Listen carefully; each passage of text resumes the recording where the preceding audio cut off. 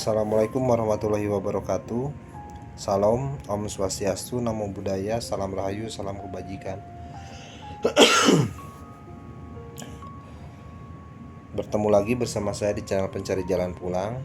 Pada malam ini saya akan membahas terkait materi dengan judul Rasul itu ada di baliknya Nabi. Jadi Nabi itu konkret, Rasul itu abstrak. Rasulullah Muhammad yang abstrak itu ada di baliknya Nabi Muhammad.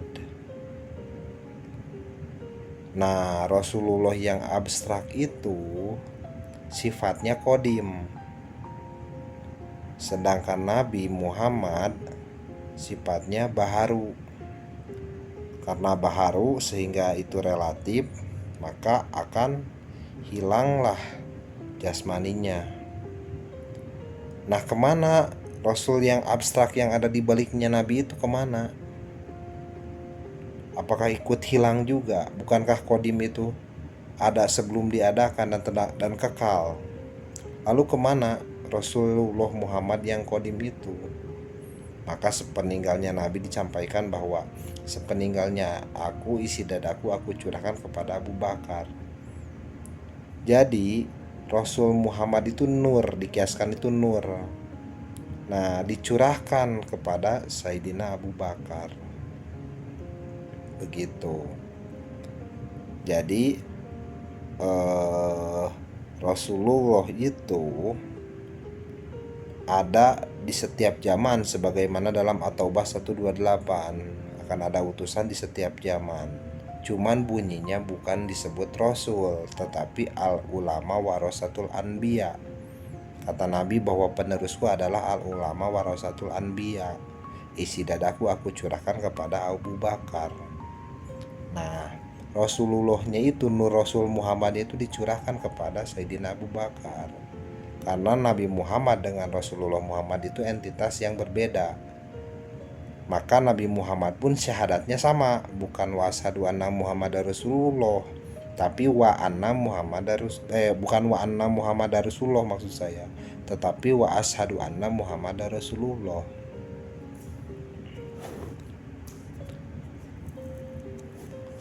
Nah, syahadatnya itu sama, Nabi Muhammad dengan kita bersyahadat bersaksi akan Muhammad yang Rasulullah. Kalau misalkan ternyata Rasulullah Muhammad tersebut diwariskan kepada al-ulama warasatul anbiya, yang awal mulanya kepada Sayyidina Abu Bakar, lantas kemana larinya saat ini? Itulah tugas kita untuk menemukan kemana larinya, kemana jatuhnya Nur Rasul Muhammad tersebut. Dan yang membawa nur tersebut itulah yang disebut dengan wasilah. Makanya dalam Al-Maidah 35 disebutkan wabtahu ilahil wasilah, carilah jalan wasilah. Kalau sudah ketemu jalan wasilah, barulah wajah hidup fisabilihi, barulah la'alakum tuflihun, barulah kamu beruntung. Kalau kita belum ketemu wasilah, terus kita belajar agama, itu nanti jadi agama akal, gak ada setrumnya. Begitu kita tidur, hilang itu agama. Apalagi pingsan, apalagi mati, hilang juga itu agama.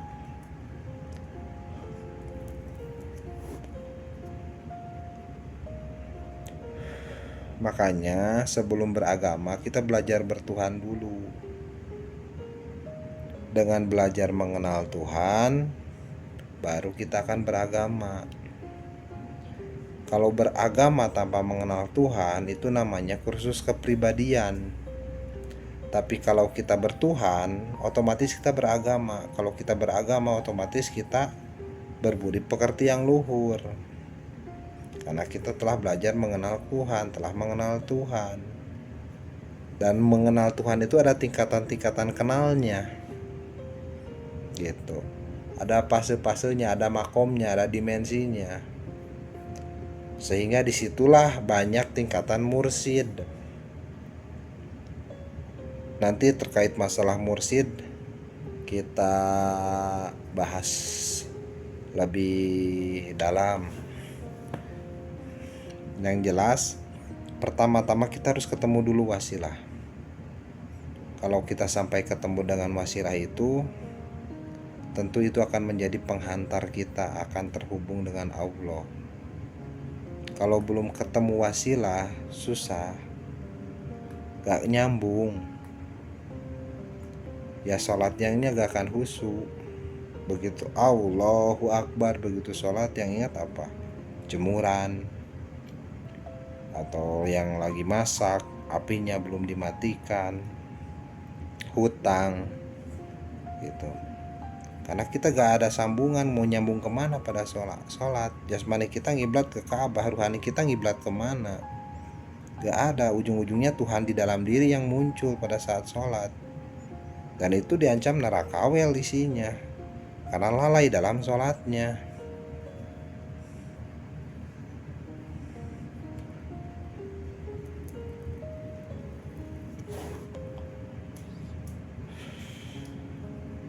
Sekarang banyak yang belajar agama sebenarnya lebih pintar Google daripada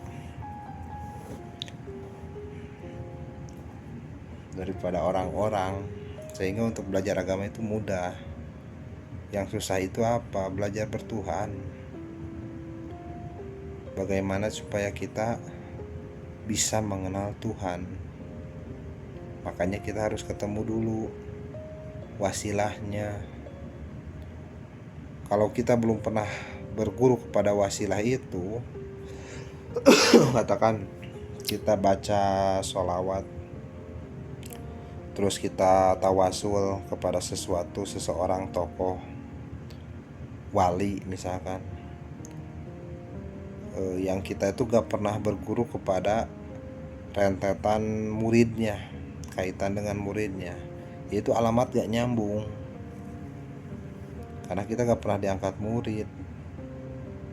Jadi pertama-tama kita cari temukan dulu wasilah dan ikuti bimbingan dari sang pembawa wasilah itu. Sekian dari saya, billahi taufiq wal hidayah. Wassalamualaikum warahmatullahi wabarakatuh.